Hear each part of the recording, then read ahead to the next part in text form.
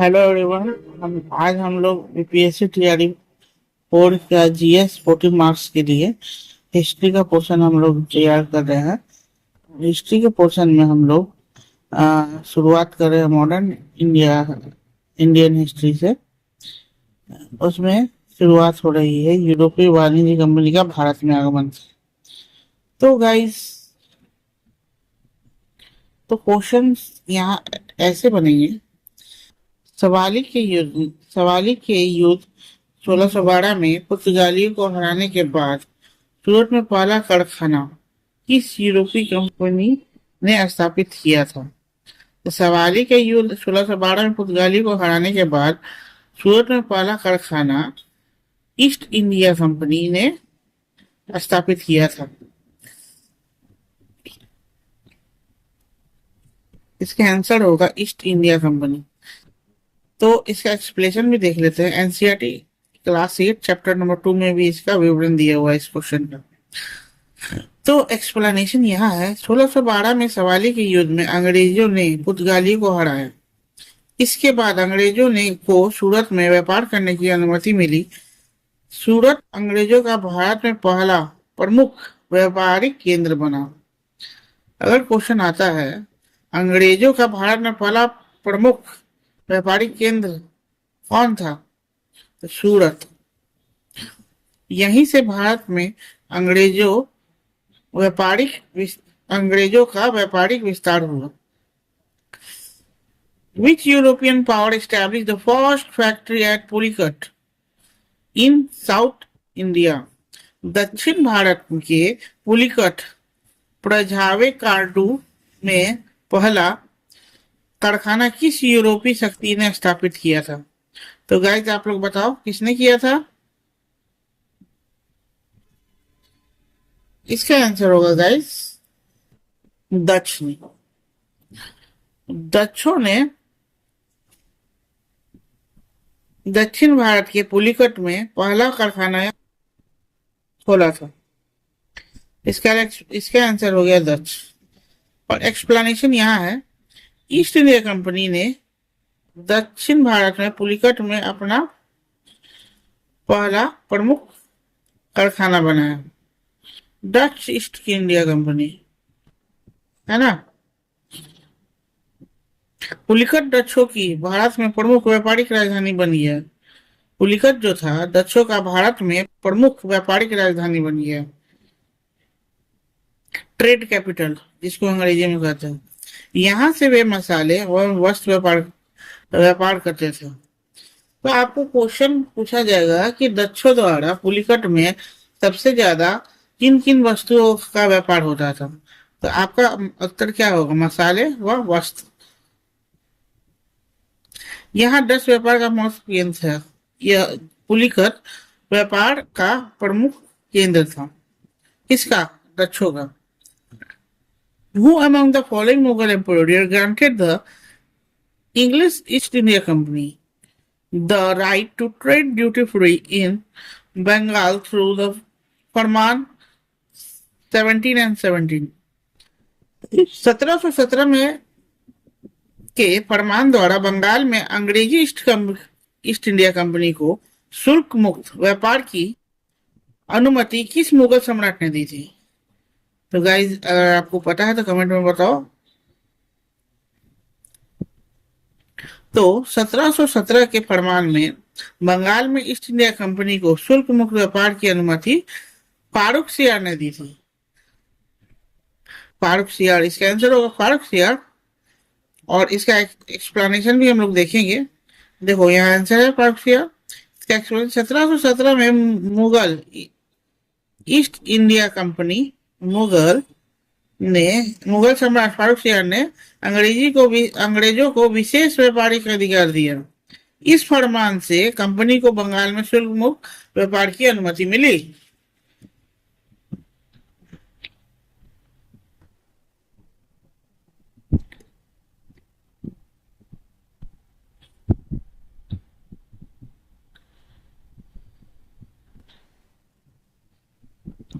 Which European power established Pondicherry as its main settlement in India?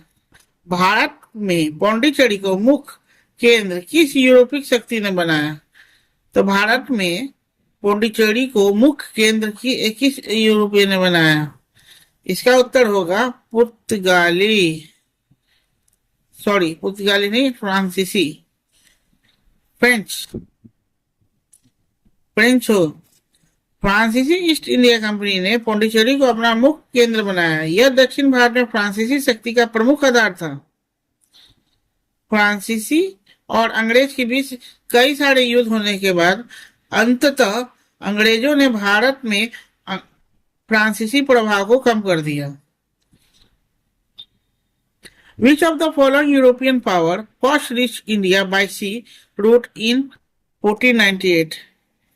ये इसका answer आप लोग जानते हो गाइस, तो बताओ किसने? 1498 में समुद्र मार्ग से भारत पहुंचने वाला पहला यूरोपीय शक्ति कौन था? बताओ तो गाइस। 1498 में जैसा कि हम लोग जानते हैं वास्को डिमामा भारत पहुंचा था, और वास्को डिमामा कहाँ से बिलोंग करता है?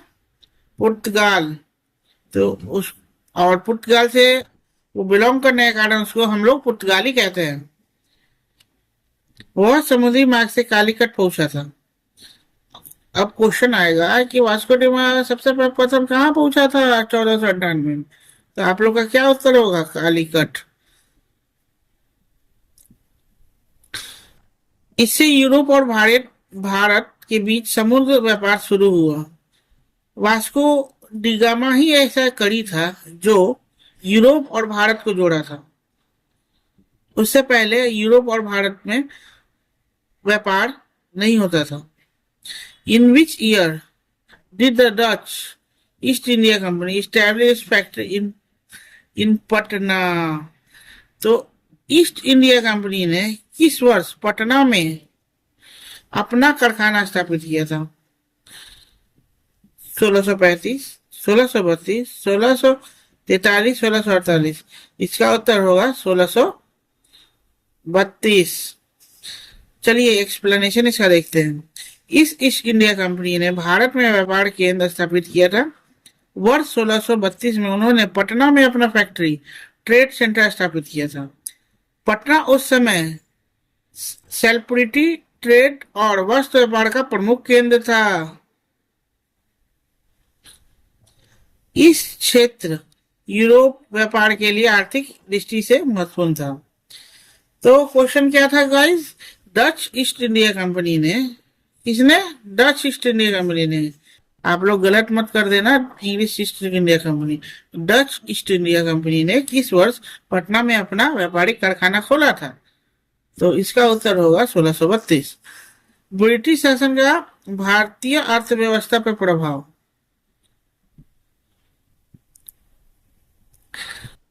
Which government general introduced the permanent settlement in Bengal in 1793? 1793 में बंगाल में स्थायी बंदोबस्त किस गवर्नर जनरल ने लागू किया था? इसका उत्तर होगा गाइस लॉर्ड कॉर्नवालिस।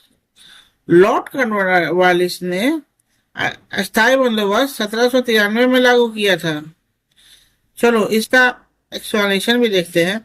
स्थायी बंदोबस्त 1793 में लागू किया गया था। किसने किया था? लॉर्ड कॉर्नवालिस ने। इसे इसे लॉर्ड कॉर्नवालिस ने लागू किया था, ये बात हो ही गई है। इसमें जमींदारों को भूमि का मालिक बना दिया जाता था। तो क्वेश्चन रहेगा अस्थायी बंदोबस्त में जो लॉर्ड कॉर्नवालिस ने 1793 में लागू किया था, उसमें क्या होता था? उसमें जमींदारी को भूमि का मालिक बना दिया जाता था। किसानों से कर वसूलने की जिम्मेदारी जमींदारों की ही थी। मतलब अस्थायी बंदोबस्त के तहत किसानों का कर वसूलों की जिम्मेदारी जमींदारों की ही हुआ करती थी। Which land revenue system was introduced by Thomas Munro Alexander Read in South India. दक्षिण भारत में थॉमस मुनरो और अलेक्जेंडर रीड द्वारा कौन सी भूमि राजस्व व्यवस्था लागू की गई थी? इसका क्या आंसर होगा गाइस? परमानेंट सेटलमेंट, स्थायी बंदोबस्त, ryotwari system, ryotwari system, mahalwari system, more than above, none of this. इसका आंसर होगा गाइस रैयतवारी व्यवस्था। रैयतवारी व्यवस्था के तहत रैयतवारी व्यवस्था में मद्रास और बॉम्बे क्षेत्रों में लागू की गई थी। इसमें रैयत से सीधे कर वसूला जाता था। इस व्यवस्था को थॉमस मुनरो ने विकसित किया था। इससे जमींदारों की भूमि नहीं थी, इसमें जमींदारों की भूमिका नहीं थी। इस व्यवस्था में रतवारी सिस्टम में, रैयतवारी सिस्टम में जमींदारों की भूमिका नहीं हुआ करती थी। Which colonial policy lead to the decline of Indian handicraft industry in 19th century. 19वीं शताब्दी में भारतीय कुटीर उद्योग के पतन का प्रमुख कारण कौन सी औपनिवेशिक नीति थी? Import of machine made British good, Britain में से मशीन निर्मित वस्तु का आयात, high traffic on Indian textile in Britain, free trade policy impose by British की मुक्त व्यापार नीति, more than one of the above या नॉन ऑफ दिस। इसका उत्तर होगा guys more than one of the above.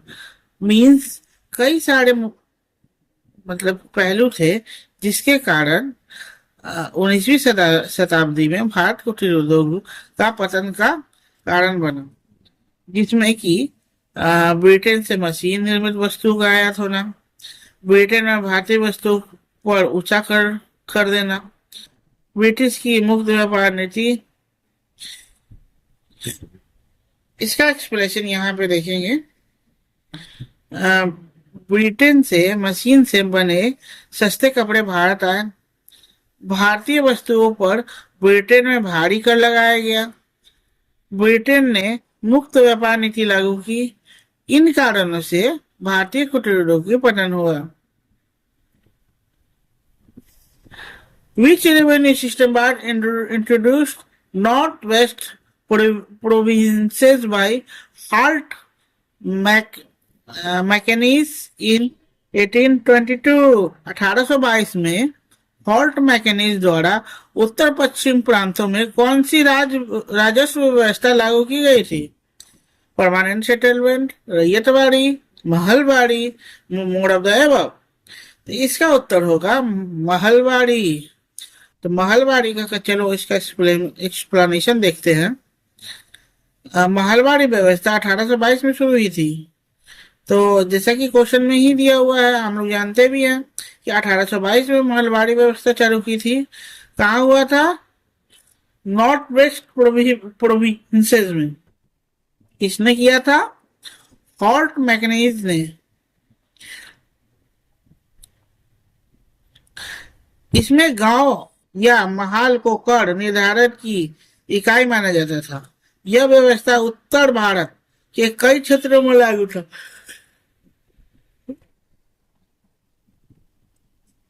Which of the following crop expanded rapidly under the British rule due to commercialization of agriculture?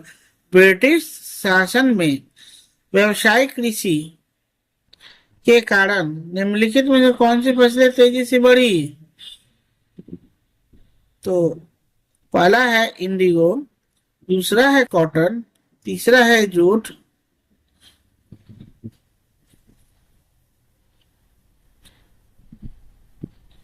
None of the above. तो इसका answer होगा D, mode of the above. British व्यापार में none of the above. British explanation है इसका। British शासन में व्यावसायिक कृषि को बढ़ावा दिया गया। नील, कपास, जूट जैसी नगदी फसलें अधिक उगाई जाने लगी। इनका उपयोग ब्रिटिश में किया जाता था। इससे पारंपरिक खाद्य फसलों का उत्पादन प्रभावित हुआ। Who became India unofficial ambassador of England? England में भारत का अनाधिकारिक दूत किससे कहा जाता है? सुरेंद्र नाथ Banerjee, Dadabhai Naoroji, Swami Vivekananda, none of the above, more than of the above. तो इसका आंसर होगा दादा भाई नौरोजी। दादा भाई नौरोजी। दादा भाई नौरोजी को इंग्लैंड में भारत का अनौपचारिक राजदूत कहा जाता था। उन्होंने पूर्व भारत संघ की स्थापना 1866 में की।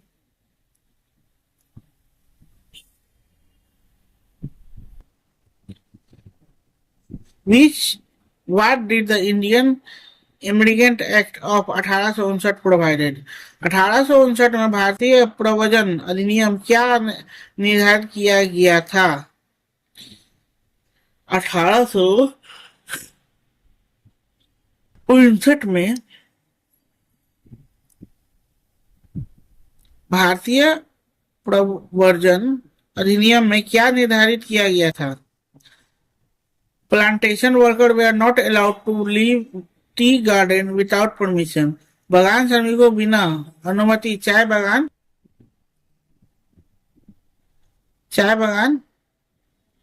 छोड़ने की अनुमति नहीं थी।